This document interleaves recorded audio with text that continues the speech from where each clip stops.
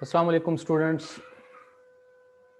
Chapter 2 sets functions and groups हम कर रहे हैं। उसमें लास्ट जो लेक्चर था वहाँ तक हमने different operations on set, union, intersection और उनके यूज से एक्सरसाइज 2.3 को सॉल्व किया था।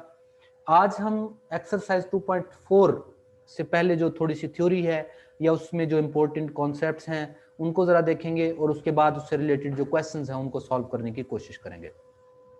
तो सबसे पहले हम देख लेते हैं कि जो कॉन्सेप्ट्स हैं ये क्या चीज़ें हैं जो कि इम्पोर्टेंट हैं। तो उसके लिए सबसे पहले इंडक्टिव एंड डिडक्टिव लॉजिक्स हैं। इंडक्टिव एंड डिडक्टिव लॉजिक्स को सबसे पहले डिफाइन कर लेते हैं कि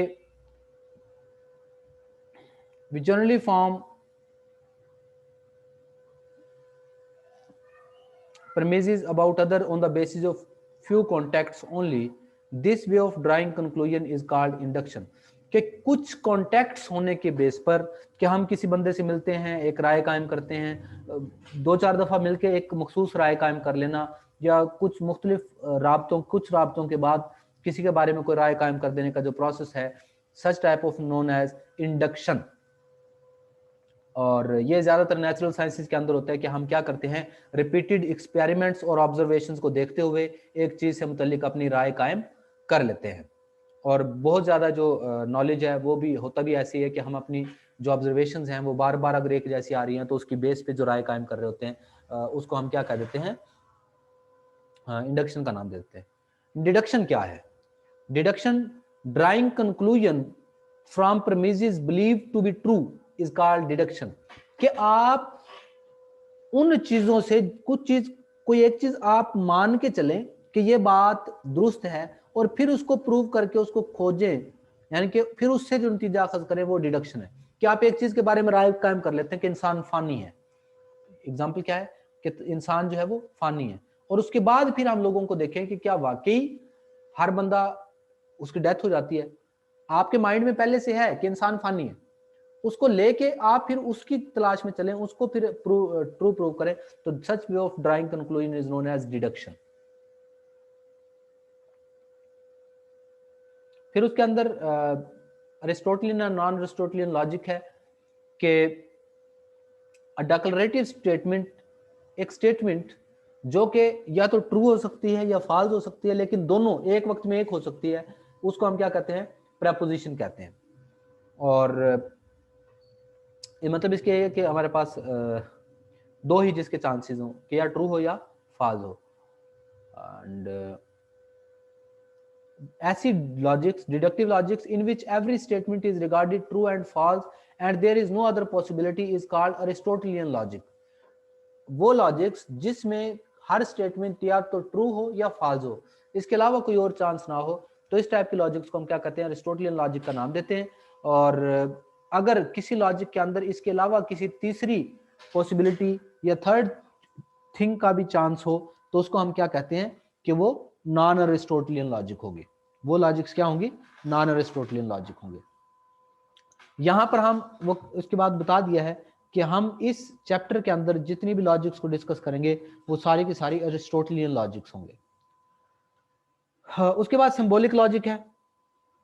सिंबॉलिक लॉजिक से मुराद ये है कि देखिए डिफरेंट प्रपोजिशंस थी, अभी हमने कहा कि एक स्टेटमेंट ट्रू है या फॉल्स है, उसके मुख्तलिफ स्टेटमेंट्स के आपस में ताल्लुकात को कायम करने के लिए ये कुछ सैम्बल्स का हमें सहारा लेना पड़ जाता है। कैसे सैम्बल्स का, वो ये सैम्बल्स यहाँ पर नोट डाउन किए हमने। क्या, ये वाला जो सैम्बल है फर्स्ट सैम्बल, ये सैम्बल बेसिकली होता है नॉट के लिए। किस चीज के लिए है, नॉट के लिए। ये सैम्बल है नॉट के लिए, निगेशन ऑफ पी भी बोलते हैं। ये दूसरा जो सैम्बल है ये एंड के लिए है, पी एंड क्यू। तीसरा जो है वो और के लिए है। चौथा इफ देन अगर कंडीशन हो, या फिर इम्प्लीकेशन हो कि A, if A is true then B, तो इफ और देन की कंडीशंस जहां पे भी हो तो वहां पे ये लॉजिक आएगी। और ये जो आखिरी है ये इफ एंड ओनली इफ है या इक्विवेलेंट है, कोई भी नाम आप इसको दे सकते हैं। तो ये हमारे पास है जो total different ways of logics. अब हम इनका यूज देखते हैं कि निगेशन का क्या काम होता है। निगेशन का काम ये है कि अगर स्टेटमेंट देखिए, एक निगेशन किसी एक ही स्टेटमेंट को निगेट करते हैं, सिंगल स्टेटमेंट चाहिए होती है इसके लिए आपको, और निगेशन का मतलब होता है फिर उसी की हम नफी कर देते हैं। अब जो सिंगल स्टेटमेंट है वो ट्रू भी हो सकती है, फॉल्स, उसके दो मुमकिन सूरतें हैं। अगर वो ट्रू है तो फिर निगेशन होके फॉल्स हो जाएगी, अगर वो पहले फॉल्स है तो निगेशन होके ट्रू हो जाएगी। तो ये उसका टेबल बनेगा सिर्फ निगेशन का, यानी कि ट्रू को फॉल्स कर देना और फॉल्स को ट्रू कर देना। कंजक्शन, कंजक्शन का मतलब ये होता है कि हम एंड लेते हैं कि दो चीजों के दरमियान अगर एंड ऑपरेशन हो, तो याद रखिए जब कभी भी एंड आ जाता है तो हम एंड में अगर दोनों ट्रू हो तो आंसर ट्रू होता है, वरना कोई एक भी फॉल्स हो जाए तो एंड में, जिस क्वेश्चन आप लोगों ने क्वेश्चन पेपर के अंदर देखा होगा, ये क्वेश्चन करें और ये करें तो पूरा क्वेश्चन आपका ट्रू तब होता है जब दोनों पार्ट ठीक हो। कोई एक भी ट्रू है तो कंप्लीटली ट्रू नहीं माना जाएगा। तो एंड ऑपरेशंस में दोनों ट्रू हो तो आंसर ट्रू होता है, वरना जो है वो फॉल्स होता है। इसका टेबल का सिनेरियो पता होना चाहिए। अच्छा, पी और क्यू आपने कैसे लेने हैं? पी और क्यू टोटल अगर एक स्टेटमेंट हो जैसे पी है तो उसकी दो मुमकिन सूरतें हैं, 2 पार 1, 2 पार 1। और अगर दो स्टेटमेंट हैं पी और क्यू तो इसकी तमाम मुमकिन सूरतें 2 पार 2 यानी कि 4 होंगी। अब 4 हैं तो वो बनाने कैसे हैं, ये मैं आपको एक सिंपल प्रोसेस बता रहा हूँ। सिर्फ पी और क्यू हर एक में सेम होगा ना कॉलम, दो दफा ट्रू लिखे, दो दफा फॉल, अगली दफा एक एक ट्रू एक एक फॉल्स।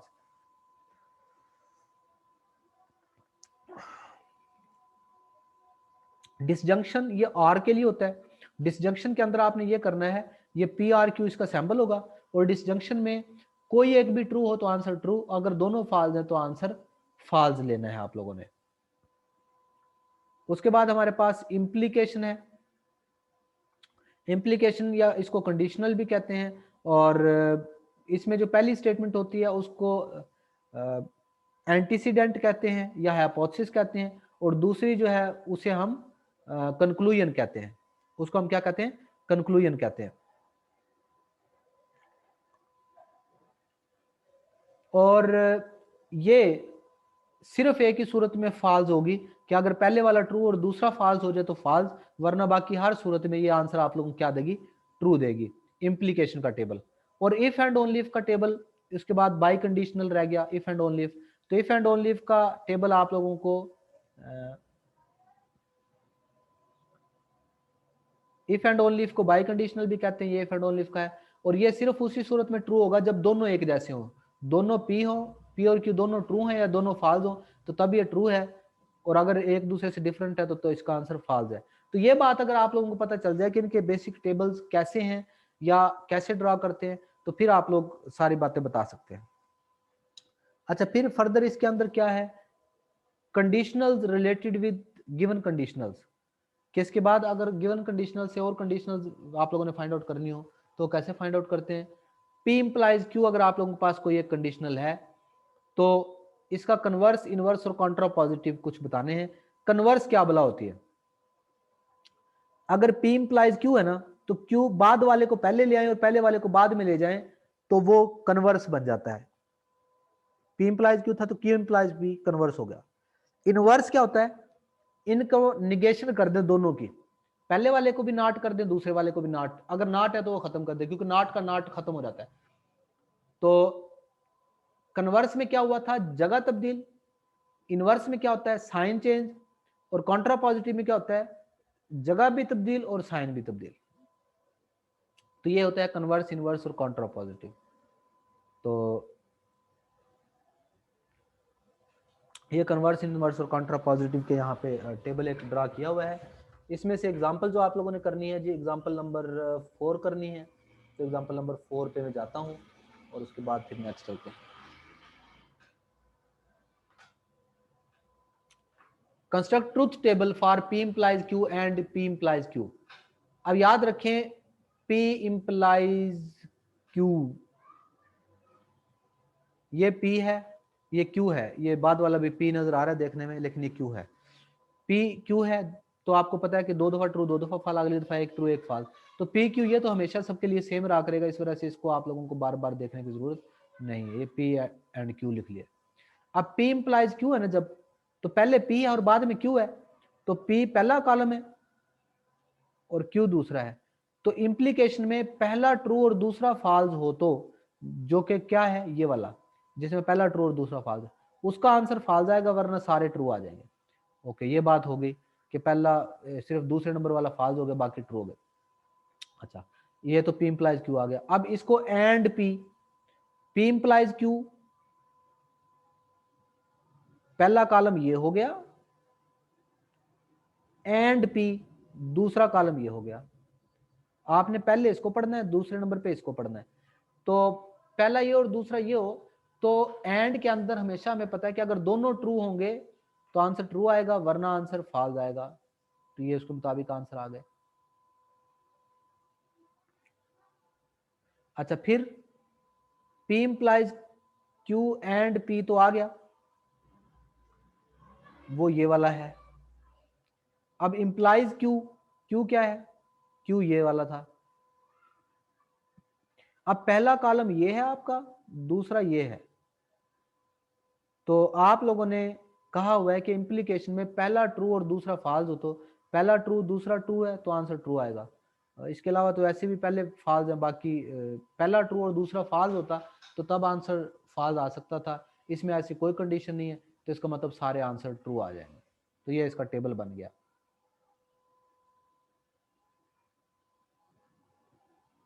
अच्छा, जब आखिरी आंसर आता है ना, जब ट्रूथ टेबल का, तो उस आंसर को देख के हम कुछ डेफिनेशंस बताते हैं, कुछ डेफिनेशन के मखसूस नाम रखते हैं। उसमें एक नाम है टेटोलॉजीज। वो स्टेटमेंट जो कि हमेशा ट्रू हो, यानी कि जिसके सारे आंसर ट्रू आए, उसको हम टेटोलॉजी कहते हैं। और उसकी एग्जांपल है P implies Q if and only if not P implies not Q, not Q implies not P। तो ये टेटोलॉजी है। और वो स्टेटमेंट जो हमेशा फॉल्स होती है उसको एब्सर्डिटी बोलते हैं, P implies not P। और वो स्टेटमेंट जो जिसके आंसर कुछ ट्रू आ जाए कुछ फॉल्स आ जाए, तो वो कॉन्टिजेंसी होती है। तो अभी हम इनका रिजल्ट देखेंगे इसके जब टेबल बनाएंगे। अच्छा, उसके बाद क्वांटिफायर्स है। क्वांटिफायर्स एक बड़ी क्वांटिटी का आइडिया देने के लिए यूज होते हैं, और ये दो तरह के क्वांटिफायर्स होते हैं। एक यूनिवर्सल क्वांटिफायर्स जो तमाम के लिए लिखा जाता है, फॉर ऑल जिसे कहते हैं, तो उसका ये सैम्बल है फॉर ऑल का। और एग्जिस्टेंशियल क्वांटिफायर ये किसी चीज के एग्जिस्टेंस से मुतल्लिक है, और इसके लिए ये उल्टा ई, उल्टा ए जो है यूनिवर्सल क्वांटिफायर है जो कि फॉर ऑल के मीनिंग देता है, और एग्जिस्टेंशियल क्वांटिफायर उल्टा ई है जो कि देयर एग्जिस्ट के मीनिंग देता है। तो क्वांटिफायर्स हमने देख लिए हैं, और ये एक सिंबल जो है ये सच दैट के लिए यूज होता है। अब हमारी आ गई है एक्सरसाइज 2.4, जो कि इसके कंस्ट्रक्ट जो ट्रूथ टेबल है वो इंपॉर्टेंट है एग्जामिनेशन पॉइंट ऑफ व्यू से भी। तो ना सिर्फ यहाँ पे ट्रूथ टेबल आप लोगों को बने हुए दिखाऊंगा, बल्कि कुछ के ट्रूथ टेबल मैं यहाँ पे ड्रा भी आप लोगों के सामने कर दूंगा, सो दैट कि आप लोग इजीली उनको अंडरस्टैंड कर पाए कि आप लोगों ने ट्रूथ टेबल जब बनाना है तो फिर कैसे बनाना है। ठीक है जी। तो अब हमारा जो काम है that is to construct the truth tables. ये मैंने हाईलाइट कर लिए हैं जो जो क्वेश्चंस आप लोगों ने सॉल्व करने हैं इस एक्सरसाइज के। तो इनमें से जो ट्रूथ टेबल ड्रॉ करने थे, तो मैंने फर्स्ट और थर्ड को यहाँ पे सॉल्व किया है कि नॉट P इम्प्लाइज Q है। कन्वर्स जब मालूम करना है तो बाद वाला पहले और पहले वाला बाद में लिख दिया। इसी तरह इन्वर्स जब मालूम किया है तो दोनों पे साइन चेंज कर दिए। कॉन्ट्रा पॉजिटिव जब किया है तो ना सिर्फ प्लेस चेंज किया बल्कि साइन भी चेंज कर दिए। तो इसका आप लोगों ने फर्स्ट और थर्ड पार्ट देखे, यहाँ से सिर्फ करना है फर्स्ट और थर्ड पार्ट। एक तो ये चीज करनी है। सेकंड वाले में आप लोगों ने ट्रूथ टेबल कंस्ट्रक्ट करना है। तो ये एक ट्रूथ टेबल मैंने कंस्ट्रक्ट किया है। P और Q को लिखा, दो दो ट्रू दो फॉल्स, ट्रू फॉल्स। फिर नॉट P जब किया तो P वाले तमाम साइंस को चेंज कर दिया हमने, और फिर P के साथ नॉट P का एंड यानी कि कंजंक्शन ले ली। तो दोनों में से दोनों ट्रू किसी में भी नहीं है, जिसकी वजह से ये ट्रू आ सकता, सारे आंसर फॉल्स आ गए। फिर P and not P implies Q है ना, तो आप इसको पहला कॉलम समझेंगे और Q को दूसरा कॉलम समझेंगे। तो पहला ट्रू और दूसरा फॉल्स हो तो फॉल्स आ सकता था, लेकिन इसमें तो पहला ट्रू है ही नहीं, कोई भी सारे फॉल्स हैं, तो आंसर सारे ट्रू आ जाएंगे। तो ये प्रोसीजर है कंस्ट्रक्ट करने का ट्रूथ टेबल। तो ट्रूथ टेबल ही कंस्ट्रक्ट करना इसके अंदर असल काम है हमारा। लेकिन क्वेश्चंस की नेचर अगर चेंज होती भी है तो किस टाइप की चेंज होती है हमारे पास यहाँ पे चेंजेस क्या हुई है स्टेटमेंट में, कि क्वेश्चन नंबर 3 के अंदर उसने पूछा है कि आपने बताना है कि कौन सी स्टेटमेंट शो करना है कि टेटोलॉजी है। टेटोलॉजी से मुराद है कि आप उन्हीं इसी प्रोसीजर को यूज करते हुए जब इसका टेबल कंस्ट्रक्ट करेंगे तो जो आखिरी कॉलम बनना चाहिए वो ट्रू बने। ठीक है ना। तो इसका आप लोगों ने क्वेश्चन नंबर 3 है, इसका फर्स्ट और सेकंड दोनों ही करने। मैं इस सेकंड वाले का टेबल दोबारा से कंस्ट्रक्ट करता हूं आप लोगों के लिए दोबारा, तो उसमें फिर आप लोग देख पाएंगे कि टेबल हम जब कंस्ट्रक्ट कर रहे होते हैं तो आप लोगों ने क्या काम करना है। तो ये वही सेम रूल ही बार बार चलेगा। देखिए हमने क्या करना है, P इम्प्लाइज P और Q, P और Q दोनों हैं, तो P और Q सबसे पहले तो 2 कॉलम बना लेंगे ना, 2 दफा ट्रू 2 दफा फॉल्स, और 1 दफा ट्रू 1 दफा फॉल्स, ट्रू फॉल्स, ये P और Q लिख लिया। अब आपने मालूम क्या करना है, P इम्प्लाइज Q और P or Q, P or Q, तो पहले तो P आर Q चाहिए, P आर Q निकाल लेते हैं। P और Q के दरमियान अगर R हो तो कोई एक भी ट्रू हो तो ट्रू, दोनों फॉल्स हो तो फॉल्स। P और Q में यही मैंने उसी हिसाब से लिख दिया। फिर P implies P or Q, तो आप P को पहला कॉलम समझेंगे, P आर Q को दूसरा। पहला ट्रू दूसरा ट्रू हो तो ट्रू, पहला ट्रू दूसरा ट्रू हो तो ट्रू, पहला फॉल्स दूसरा ट्रू हो तो ट्रू। ये फॉल्स सिर्फ एक ही सूरत में होता था, अगर पहला ट्रू और दूसरा फॉल्स हो, वो सिचुएशन मिली नहीं, सारों का आंसर ट्रू हो गया। इसका मतलब क्या है कि गिवन स्टेटमेंट जो P implies P R Q थी, this statement is a tautology. तो ये इस तरीके से आप लोगों ने टोटोलॉजी इसमें प्रूव करनी है। थर्ड में सारे टोटोलॉजी हैं। फोर्थ में पता नहीं, बताया नहीं कि टोटोलॉजी बनेगी या नहीं, लेकिन उस फोर्थ में उसने ये पूछ लिया कि आप बताएं कि ये टोटोलॉजी बनेगी, कॉन्टिंजेंसी बनेगी या एब्सर्डिटी बनेगी। तो आपने इसको टेबल कंस्ट्रक्ट करना है। टेबल कंस्ट्रक्ट करके अगर सारे फॉल्स आ जाए तो एब्सर्डिटी, सारे ट्रू आ जाए टोटोलॉजी, लेकिन कुछ ट्रू कुछ फॉल्स अगर आ जाएं तो कॉन्टिंजेंसी। तो ये इसका प्रोसेस था जी एक्सरसाइज 2.4 का। ये आप लोगों ने कंप्लीट करनी है इंशाल्लाह। इसके बाद हम एक्सरसाइज 2.5 की तरफ जाएंगे और फिर फर्दर जो है वो मूव करेंगे। Thank you.